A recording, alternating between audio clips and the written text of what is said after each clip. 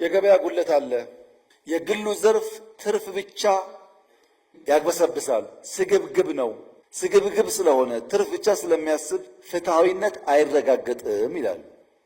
ስለዚህ መንግስት የልማት አቅሞችን መቆጣጠር አለበት። መዋቅራዊ ሽግግርን በቀጥታ መንግስት መምራት ይገባዋል። ያኔ ነው ፍትሐዊ ተጠቃሚነት ሊረጋገጥ የሚችለው ይላሉ። እሺ ይሁን፣ መንግስት ይቆጣጠር፣ ልማት ያምጣ፣ ፍትህ ያረጋግጥ። ግን ብልጽግና ቅድም እንዳልነው ፈጠራና ፍጥነት ይፈልጋል።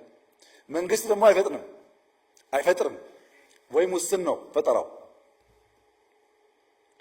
ፈጠራና ፍጥነት ከሌለ ደግሞ ያ የምናስበው ፍትህ፣ ያ የምናስበው መዋቅራዊ ሽግግር ሊረጋገጥ አይችልም፣ መቀየር አለበት ብሎ የመደመር መንግስት ጉዳዩ የገበያና የፕራይቬት ሴክተርና የመንግስት ሳይሆን የስርዓት ስብራት ነው ይላል።